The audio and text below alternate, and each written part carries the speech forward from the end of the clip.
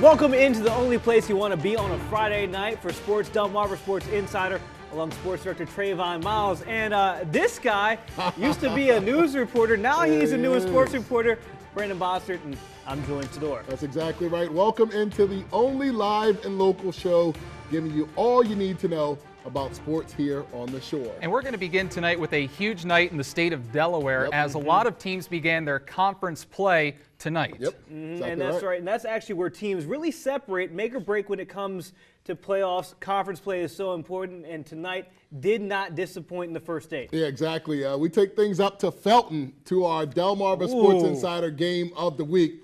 Why not? Just get right into it. Lake Forest hosting Wilmington Friends. Lake getting on the board early. Handoff inside to their workhorse, Isaiah Johnson. He plunges in for his 7th touchdown of the season. Spartans up 6-0 early. Ensuing drive, the pass going to be popped up in the air. And check out Michael Brown. He's there for the interception. Lake headed into halftime with a 9-0 lead. Now, after a scoreless third quarter, Friends comes alive. They drive down the field, capped off by senior quarterback Wyatt Nelson. Following his block, cuts the lead just to 2 with 5 minutes to play. And the Spartans trying to run the clock down, but instead they come away with some insurance. Johnson takes it up the gut once more and gets it in for his 2nd of the day. Lake up 9 with 2 minutes to go on the clock, and the Quakers in desperation mode. But Nelson is brought down by Chris Thompson for the sack as Lake Forest moves to 4-0 on the year, defeating Wilmington Friends for the first time in program history, 16-7. I'm glad me and my guys pushed it through. I mean, we was in a tough one. I mean, we dig down deep inside, pulled out the win. And we got to dig deep because we never beat him. We know that he's gonna be in a dogfight. He says, come down to who wanted more. We wanted it more.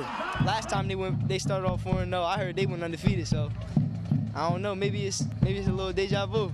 Definitely told them don't take nobody lightly, because even before last week, when we preparing for Friends, I'm telling them, yo, we got IR after them. For me, don't take them lightly just because them scores don't matter.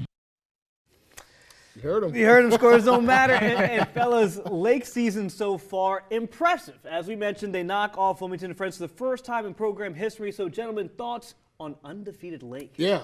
Can you believe it? Undefeated Lake. You got to give credit to head coach Fred Johnson. We thought last year that this team would have some promise, and they kind of fell off towards the end. But when you're playing against Delmar and Woodbridge, in that Henlopen South, it can be tough.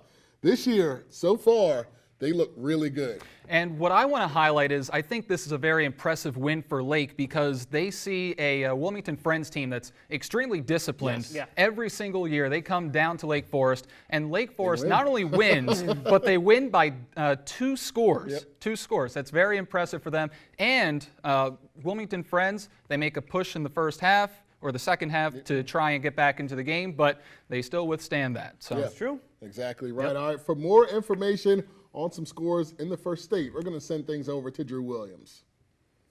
Thanks, Trey. A pair of Henlopen foes scoring off tonight in Camden. You guys mentioned conference, how important that is. Sussex Central looking to bounce back after their first loss of the season.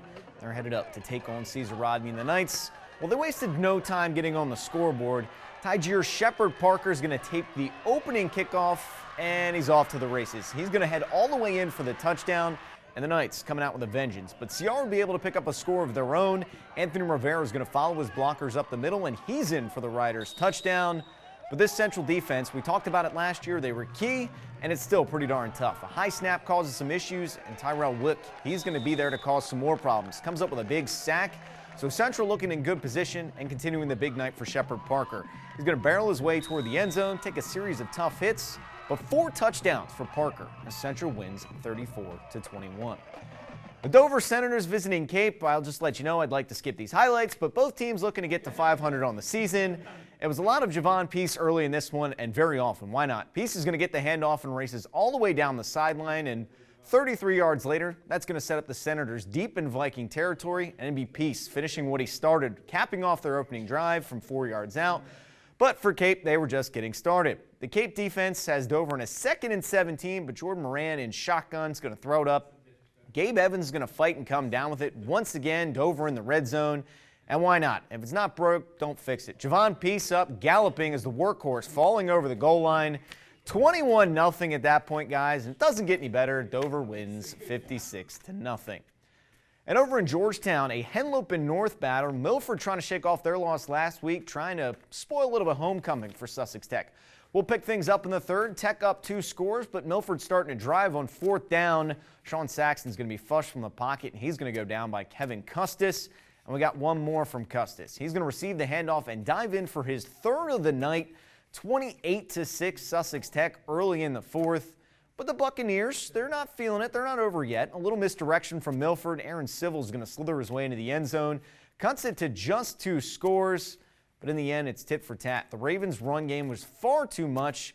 Kevin Custis, check out this cut here, guys. Nice little move. See ya.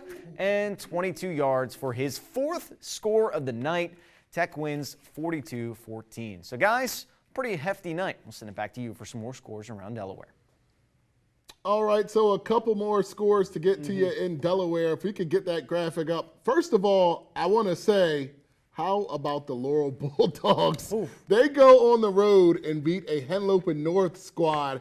They had been winless so far this year, so they get a victory. Also, Brandon, want to say, the Smyrna Eagles are officially back. They hold Salesianum to 10 points tonight in Smyrna. And they hand the Sallies their first loss of the season. And we are still waiting for a score from Seaford and the Indian River game. There? I'm not sure, Trey. I wasn't there, but if someone has that score, we would love to hear that. Contact us on Twitter or Facebook right now. Yep. So.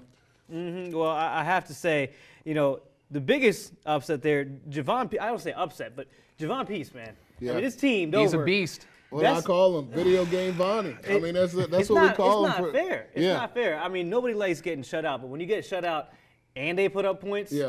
But, gentlemen, your thoughts on the night that was in Delaware? I'm also impressed. We talked about it, Lake Forest, just the job that they have done so far this year. One of the things that we didn't talk about is how much pressure it now puts on Woodbridge to continue winning, not only in the Division II, but also in that Henlopen South. So definitely, I would love to see that Lake and Woodbridge matchup.